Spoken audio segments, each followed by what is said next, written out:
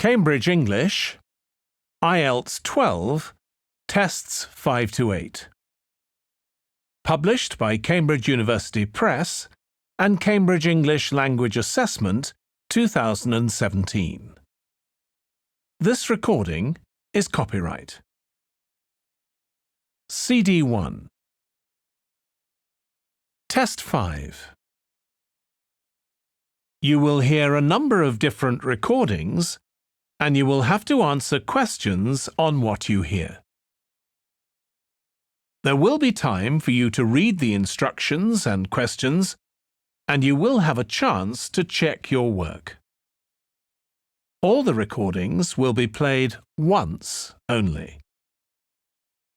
The test is in 4 sections. At the end of the test, you will be given 10 minutes to transfer your answers to an answer sheet. Now turn to Section 1.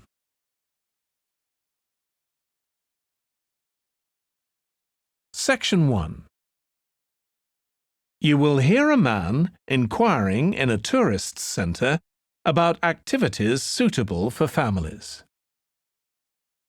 First, you have some time to look at questions 1 to 4.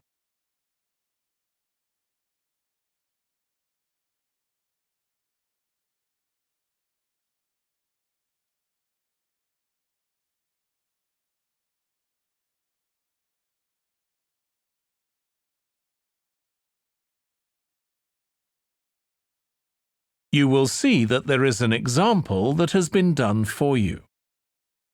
On this occasion only, the conversation relating to this will be played first.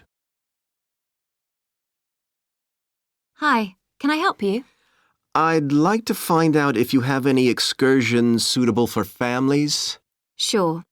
How about taking your family for a cruise? We have a steamship that takes passengers out several times a day. It's over 100 years old. The cruise takes place on a steamship. So steamship has been written in the space.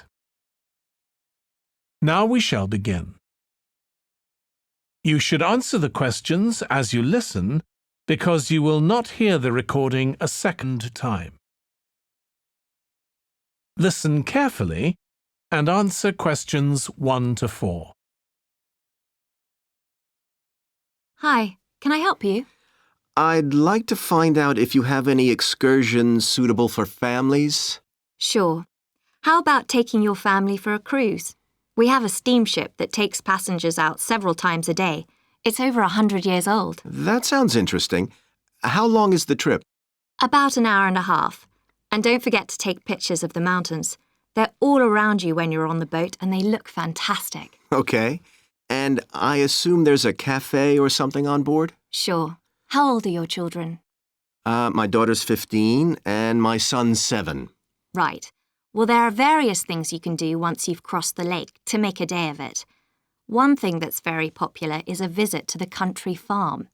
You're met off the boat by the farmer and he'll take you to the holding pens where the sheep are kept. Children love feeding them. My son would love that. He really likes animals. Well, there's also a 40-minute trek round the farm on a horse if he wants. Do you think he'd manage it?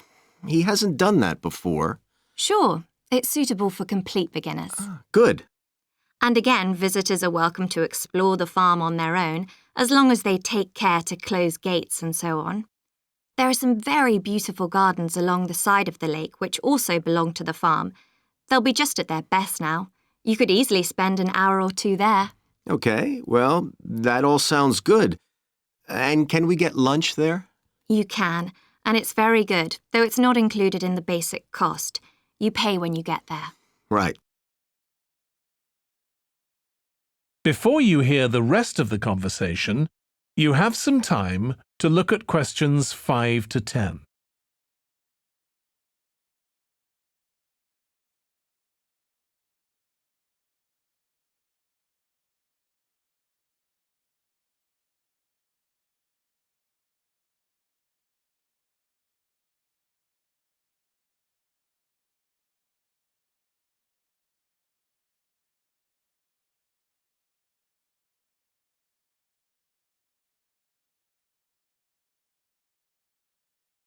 Now listen and answer questions 5 to 10.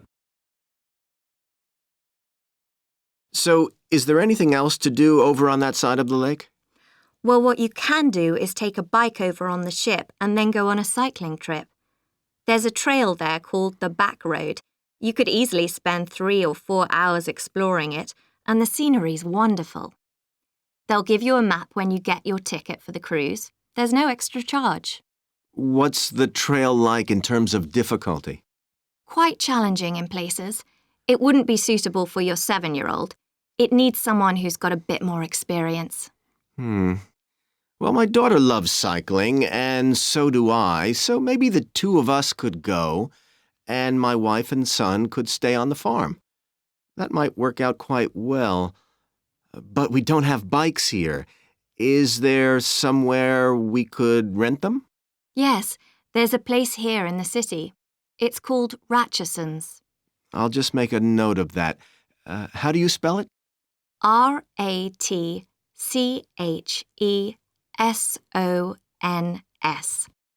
It's just by the cruise ship terminal. Okay. You'd also need to pick up a repair kit for the bike from there to take along with you, and you'd need to take along a snack and some water.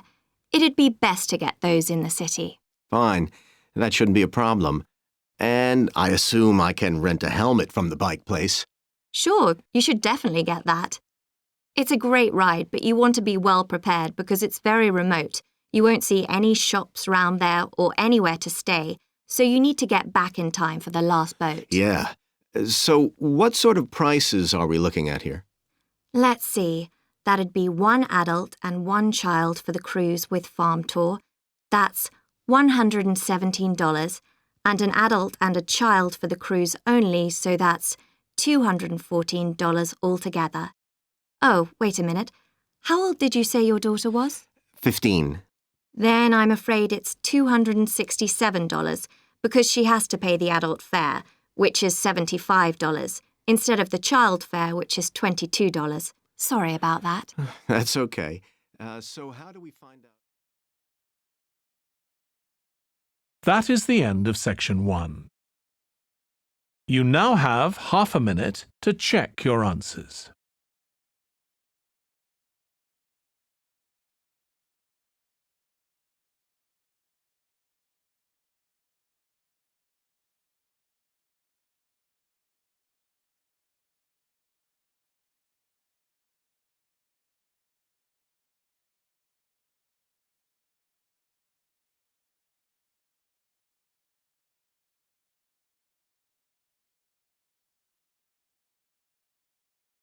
Now turn to section 2.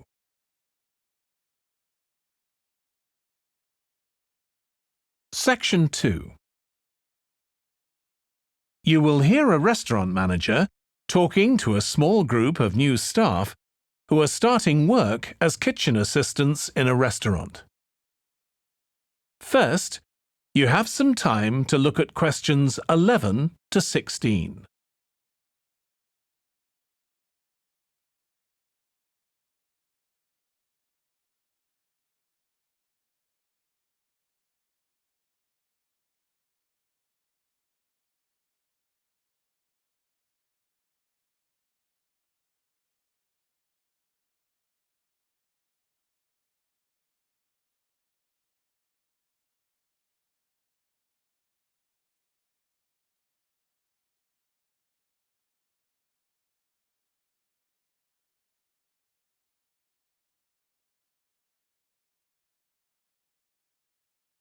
Now listen carefully and answer questions 11 to 16. Good morning, everyone. My name's Joy Parkins, and I'm the restaurant manager. And I understand that none of you have had any previous experience as kitchen assistants. Well, you might be feeling a bit nervous now, but most of our kitchen assistants say they enjoy the work. OK, they might get shouted at sometimes, but it's nothing personal. And they're pleased that they have so many different things to do, which means they never get bored. And I'll tell you straight away that if you do well, we might think about moving you up and giving you some more responsibility. Right, well, you've all shown up on time, which is an excellent start. Now, I'm glad to see none of you have unsuitable footwear, so that's good. You need to be careful as the floors can get very wet and slippery. Those of you with long hair have got it well out of the way, but some of you'll need to remove your rings and bracelets. Just put them somewhere safer today, and remember to leave them at home tomorrow, as they can be a safety hazard. Now, it's going to be a busy day for you all today. We don't have any tables free for this evening, and only a few for lunch. Fortunately, we've got our head chef back. He was away on holiday all last week, which meant the other chefs had extra work. Now, I'll tell you a bit more about the job in a minute, but first, some general regulations. For all of you, whatever your age, there's some equipment you mustn't use until you've been properly trained, like the waste disposal system, for example, for health and safety reasons. Then I think there are 2 of you here who are under 18. That's Emma and Jake, isn't it? Right, so for you 2, the meat slicer is out of bounds, and of course none of you are allowed to use the electric mixer until you've been shown how it works. Now, you may have heard that this can be a stressful job, and I have to say that can be true.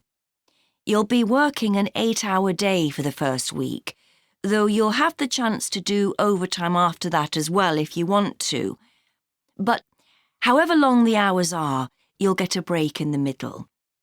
What you will find is that you're on your feet all day long, lifting and carrying. So, if you're not fit now, you soon will be. You'll find you don't have much chance to take it easy. When someone tells you to do something, you need to do it straight away. But at least we do have a very efficient air conditioning system compared with some kitchens. Before you hear the rest of the talk, you have some time to look at questions 17 to 20.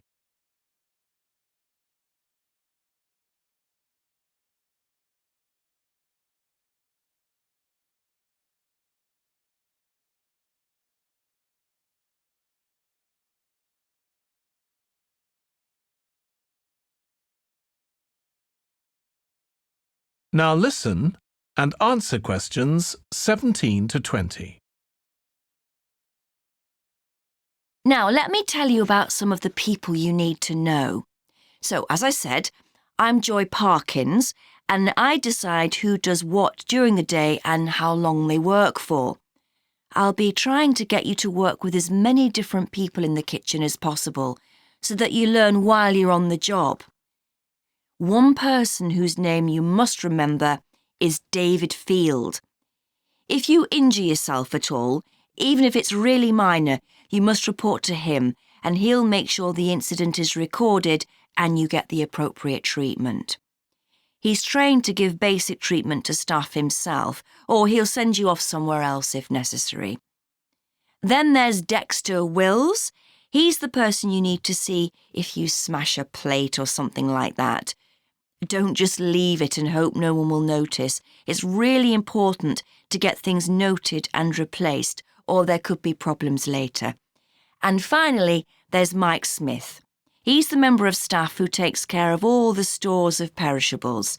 So, if you notice we're getting low in flour or sugar or something, make sure you let him know so he can put in an order. OK, now the next thing we need to cover. That is the end of section 2. You now have half a minute to check your answers.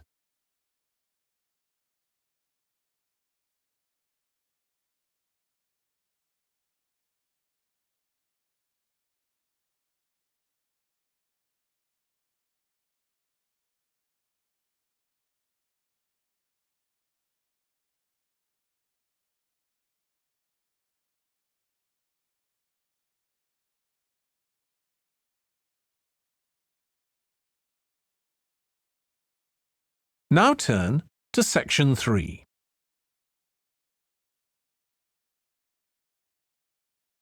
Section 3. You will hear two students called Trudy and Stuart, who are both studying to be librarians, discussing a paper that they are going to write together. First, you have some time to look at questions 21 to 23.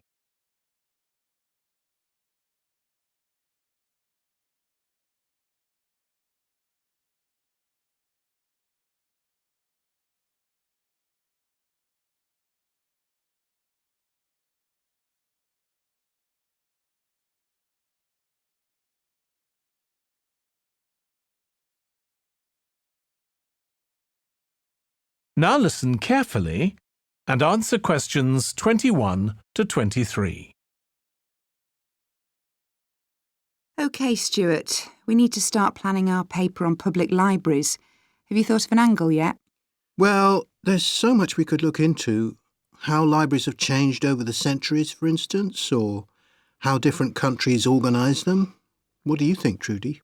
Maybe we should concentrate on this country and try and relate the changes in libraries to external developments, like the fact that far more people can read than a century ago, and that the local population may speak lots of different languages.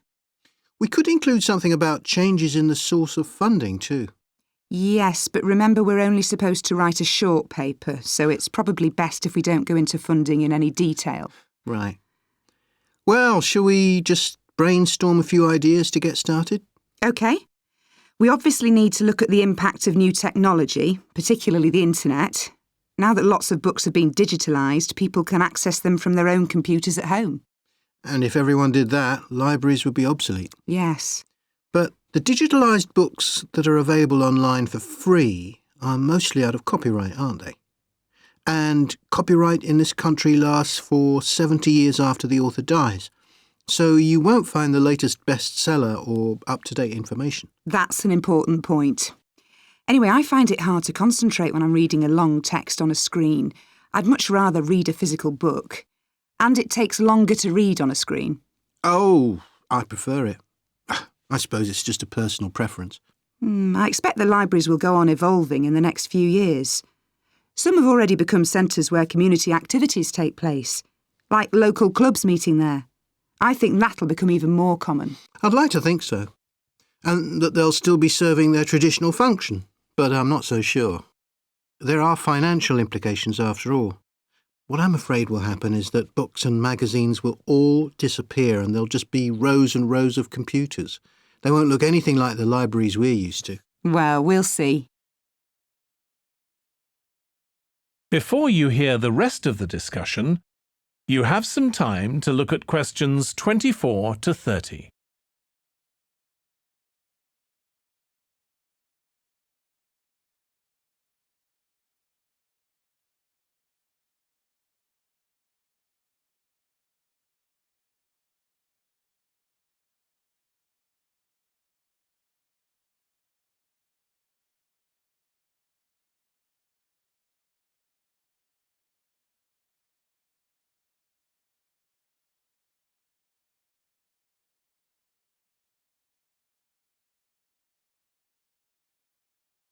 Now listen and answer questions 24 to 30.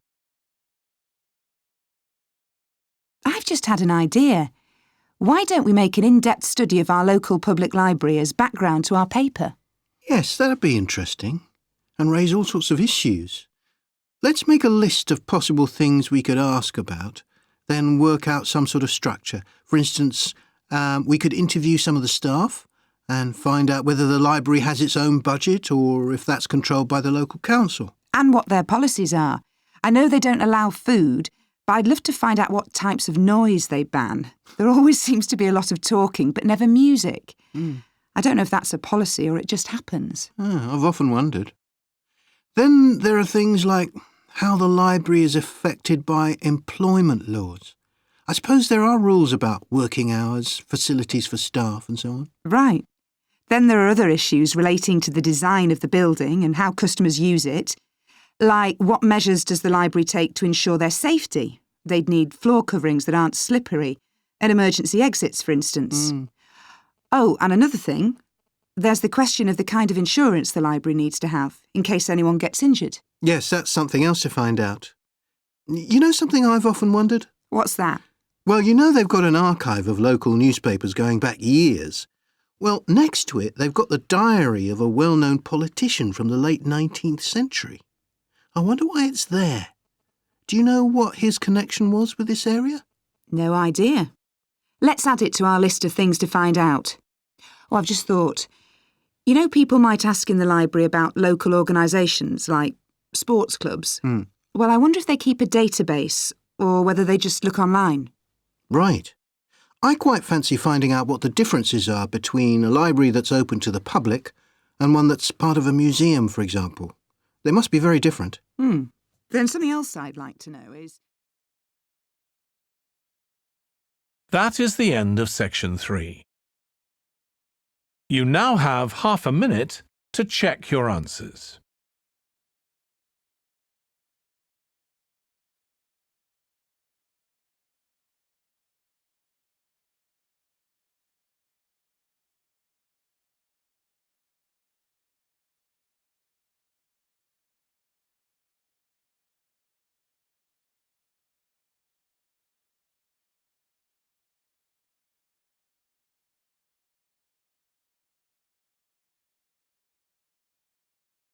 Now turn to section 4.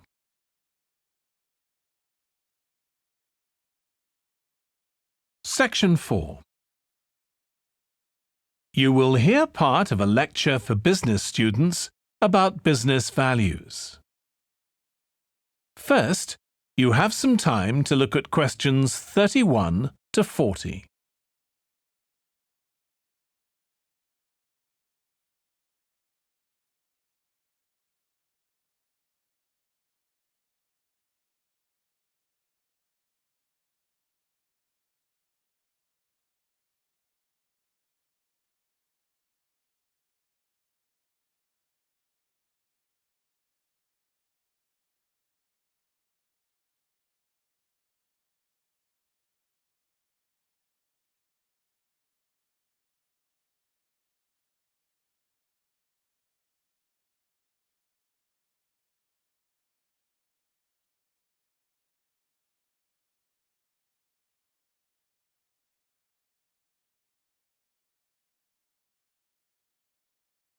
Now listen carefully and answer questions 31 to 40. In public discussion of business, we take certain values for granted. Today, I'm going to talk about 4 of them: collaboration, hard work, creativity, and excellence. Most people would say they're all good things. I'm going to suggest that's an oversimple view. The trouble with these values is that they're theoretical concepts, removed from the reality of day-to-day business. Pursue values by all means, but be prepared for what may happen as a result. They can actually cause damage, which is not at all the intention. Business leaders generally try to do the right thing, but all too often the right thing backfires if those leaders adopt values without understanding and managing the side effects that arise. The values can easily get in the way of what's actually intended. OK, so the first value I'm going to discuss is collaboration. Let me give you an example. On a management training course I once attended, we were put into groups and had to construct a bridge across a stream, using building blocks that we were given.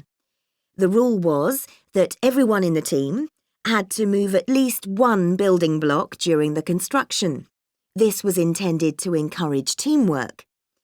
But it was really a job best done by one person.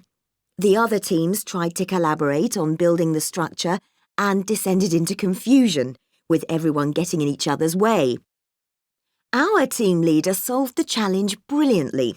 She simply asked everyone in the team to move a piece a few centimetres to comply with the rule, and then let the person in the team with an aptitude for puzzles like this build it alone. We finished before any other team. My point is that the task wasn't really suited to team working, so why make it one? Teamwork can also lead to inconsistency, a common cause of poor sales. In the case of a smartphone that a certain company launched, one director wanted to target the business market, and another demanded it was aimed at consumers. The company wanted both directors to be involved, so gave the product a consumer-friendly name, but marketed it to companies. The result was that it met the needs of neither group. It would have been better to let one director or the other have his way, not both.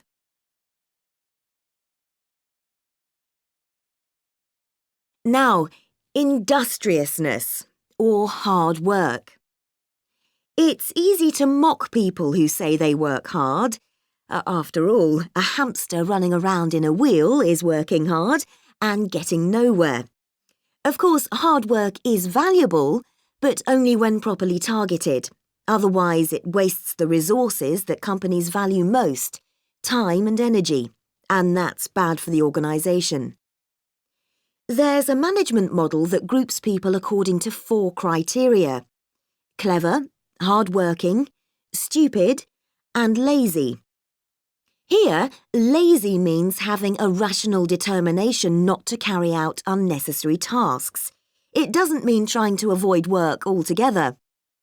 Most people display 2 of these characteristics, and the most valuable people are those who are both clever and lazy. They possess intellectual clarity and they don't rush into making decisions. They come up with solutions to save the time and energy spent by the stupid and hard-working group. Instead of throwing more man-hours at a problem, the clever and lazy group looks for a more effective solution. Next, we come to creativity. This often works well. Creating an attention-grabbing TV commercial, for example, might lead to increased sales. But it isn't always a good thing. Some advertising campaigns are remembered for their creativity without having any effect on sales. This happened a few years ago with the launch of a chocolate bar. Subsequent research showed that plenty of consumers remembered the adverts, but had no idea what was being advertised. The trouble is that the creator derives pleasure from coming up with the idea and wrongly assumes the audience for the campaign will share that feeling. A company that brings out thousands of new products may seem more creative than a company that only has a few, but it may be too creative and make smaller profits. Creativity needs to be targeted to solve a problem that the company has identified. Just coming up with more and more novel products isn't necessarily a good thing. And finally, excellence. We all know companies that claim they strive for excellence, but it takes a long time to achieve excellence.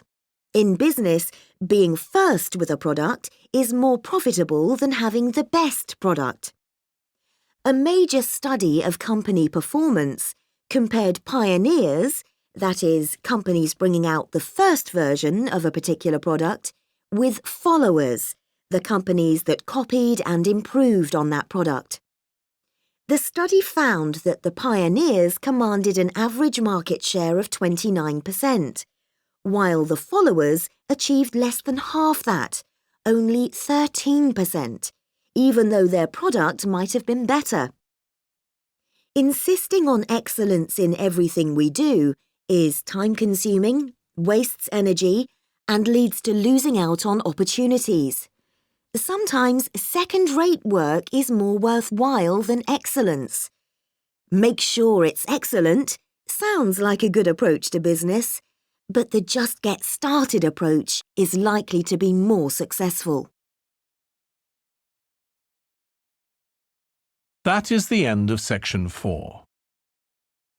You now have half a minute to check your answers.